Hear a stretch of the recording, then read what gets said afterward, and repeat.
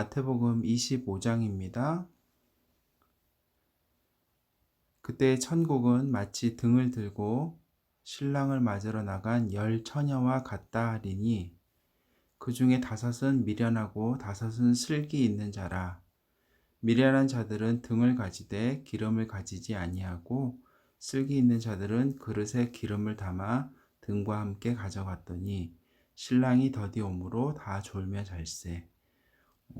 이것을 이해하려면 이스라엘이나 중동 지방의 결혼 풍습에 대해서 알아야 되는데요. 그쪽은 낮이 워낙 덥기 때문에 낮에는 뭔가 활동을 최대한 안 하고 해가 저물었을 때부터 많이 해요.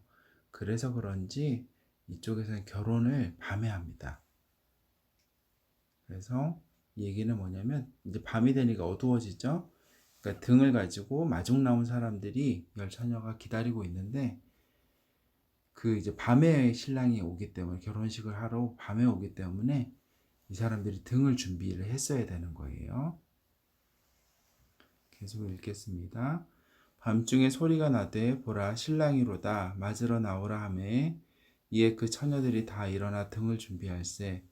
미련한 자들이 슬기 있는 자들에게 이르되 우리 등불이 꺼져가니 너희 기름을 좀 나눠달라 하거늘 슬기 있는 자들이 대답하여 이르되 우리와 너희가 쓰기에 다 부족할까 하노니 차라리 파는 자들에게 가서 너희 쓸 것을 사라 하니 그들이 사러 간 사이에 신랑이 오므로 준비하였던 자들은 함께 혼인잔치에 들어가고 문은 닫힌지라.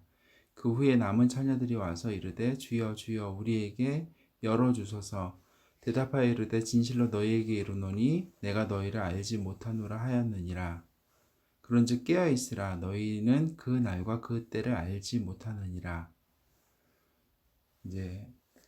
앞서 마태복음 24장에서 마지막 때 예수님께서 이 땅에 재림하실 때에 대해서 마지막을 언급을 하시고 그 다음에 이어서 정말 그 때가 어떻게 올지에 대해서 비유로 얘기를 해주고 계신데요. 예수님께서 언제 오실지는 아무도 몰라요. 하늘의 천사들도 모르고 오직 성부 하나님, 아빠 하나님만 알고 계신다고 나와 있죠. 앞서 24장에 그렇게 나와 있었고요.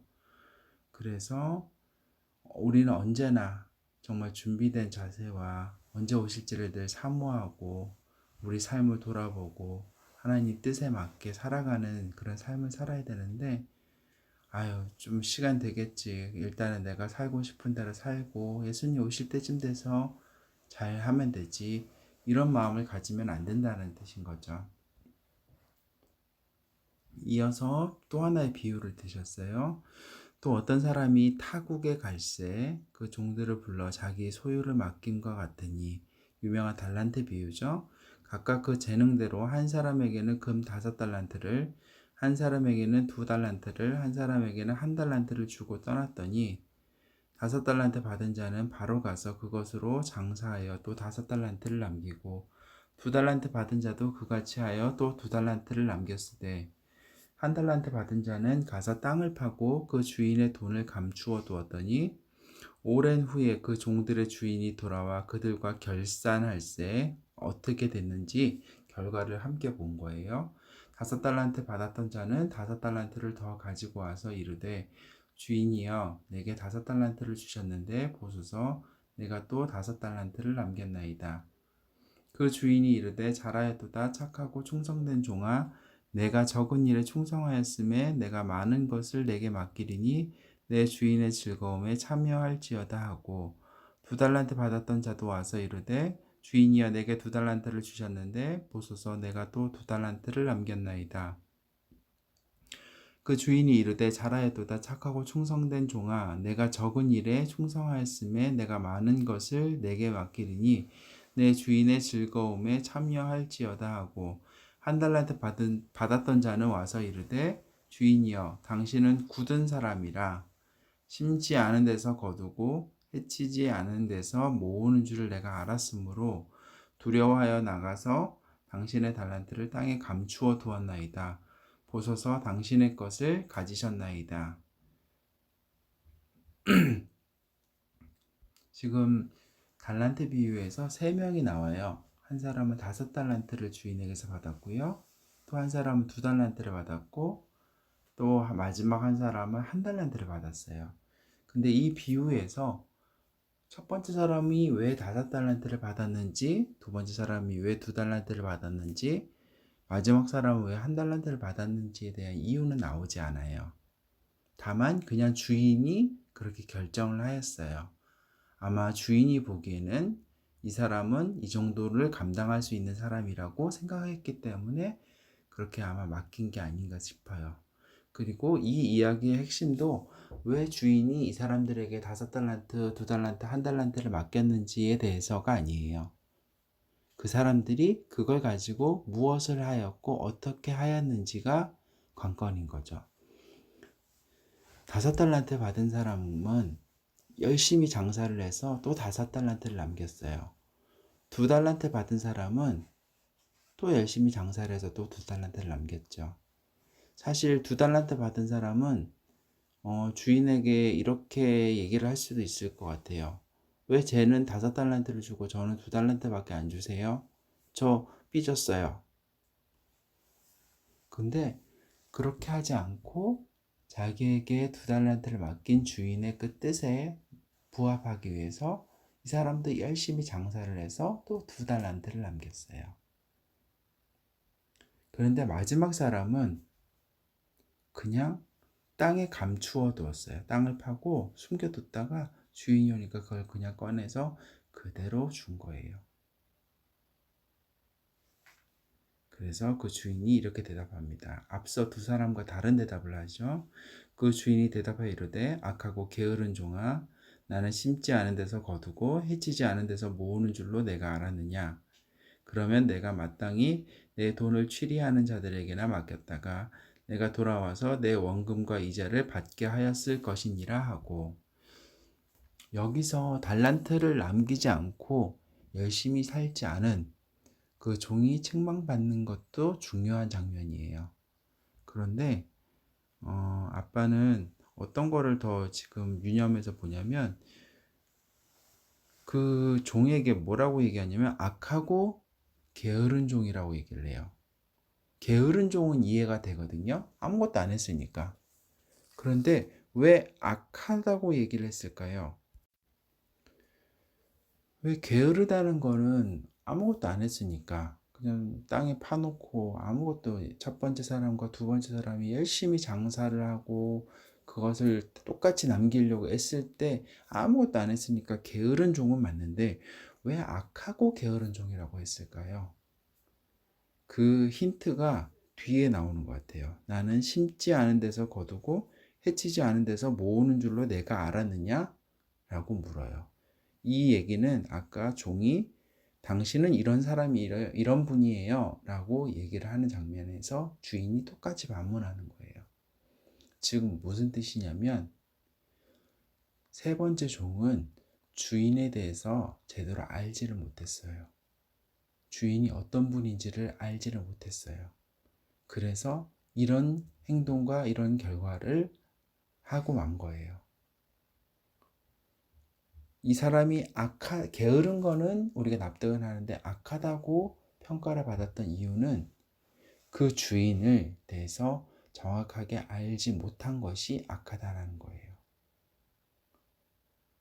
우리는 이 주인이 누구를 비유하는지 알고 있어요. 바로 하늘에 계신 하늘 아버지죠. 우리가 하나님에 대해서 제대로 알지 못한다면 우리의 신앙생활이 되게 열심히 한다고 하더라도 그것이 열심으로만 잘한다고 평가를 받을 수 있는 건 아닌 것 같아요. 그래서 우리가 큐티를 하고 말씀을 읽고 설교를 듣고 예배를 드림으로써 가장 우리가 추구해야 될 것, 가장 중점적으로 둬야 될 것은 뭐냐면 우리가 예배를 드리고 경배를 드리는 하나님이 어떤 분이신지를 우리가 바로 아는 것부터가 시작이에요. 그것을 제대로 하지 않는다면 우리가 이 사람처럼 게으른 것뿐만 아니라 우리가 어떤 열심을 갖고 있다고 할지라도 그것에 대해서 결코 칭찬받을 수가 없을 거예요. 이 종이 세 번째 종이 잘못한 거는 첫 번째는 게으르고 아무것도 하지 않은 거지만 그거보다 더 근본적인 거는 뭐냐면 주인에 대해서, 창조주 하나님에 대해서, 하나님이 어떤 분이신지에 대해서 제대로 알지 못했다라는 거예요. 그 결과를 이제 계속 읽어보겠습니다. 그에게서 그 한 달란트를 빼앗아 10달란트 가진 자에게 주라. 무릇 있는 자는 받아 풍족하게 되고 없는 자는 그 있는 것까지 빼앗기리라. 이 무익한 종을 바깥 어두운 데로 내쫓으라. 거기서 슬피 울며 이를 갈리라 하니라. 인자가 자기 영광으로 모든 천사와 함께 올 때에 자기 영광의 보좌에 앉으리니, 여기서 인자는 예수님이죠. 모든 민족을 그 앞에 모으고 각각 구분하기를 목자가 양과 염소를 구분하는 것 같이 하여 양은 그 오른편에 염소는 왼편에 두리라. 그때 임금이 그 오른편에 있는 자들에게 이르시되 내 아버지께 복받을 자들이여 나와 창세로부터 너희를 위하여 예비된 나라를 상속받으라. 내가 줄일 때에 너희가 먹을 것을 주었고 목마를 때에 마시게 하였고 나그네 되었을 때에 영접하였고 헐벗었을 때에 옷을 입혔고 병들었을 때에 돌보았고 옥에 갇혔을 때에 와서 보았느니라. 이에 의인들이 대답하여 이르되 주여 우리가 어느 때에 주께서 줄이신 것을 보고 음식을 대접하였으며 목마르신 것을 보고 마시게 하였나이까? 어느 때에 나그네 되신 것을 보고 영접하였으며 헐벗으신 것을 보고 옷 입혔나이까?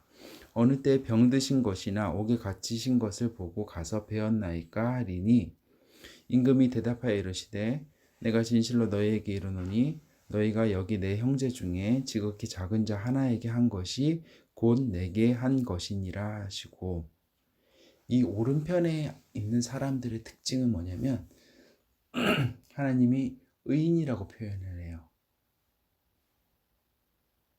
그리고 이들의 삶을 보면 가난한 자, 병든 자, 연약한 자, 감옥에 갇힌 자, 즉 그 사람들을 돌보았다라고 얘기해요. 근데 그 돌본 거를 너희들은 착한 일을 했으니까 의인이야 이게 아니라 예수님은 뭐라 얘기하냐면 너희들이 나를 돌보았다라고 얘기하는 거예요. 그러니까 의인들이 반문하죠. 우리 그런 적 없어요. 그랬더니까 예수님이 뭐라고 하냐면 저 작은 자에게, 연약하고 소외된 이 사람들을 돌보고 선을 행한 것이 곧 나에게 한 거하고 같은 거야 라고 얘기하셔요. 그래서 우리 아들, 딸, 우리가 한 번씩 가족 공연도 하고 우리가 방문도 하고 우리가 또 저번에 손소독제도 만들어서 나눠드리고 그런 것들이 정말 그냥 헛되거나 이런 것들이 아니라 정말 우리가 해야 되는 이유가 여기에 있어요. 우리가 그것을 함으로써 우리 옆에 계신 연약한 자의 모습으로 오신 예수님을 우리가 돌보아 드리는 일이 되는 거예요. 그런데 이제 왼편에 있는 자들, 염소의 자리에 있는 자들에게 예수님이 얘기를 하세요. 또 왼편에 있는 자들에게 이르시되 저주를 받은 자들아 나를 떠나 마귀와 그 사자들을 위하여 예비된 영원한 불에 들어가라.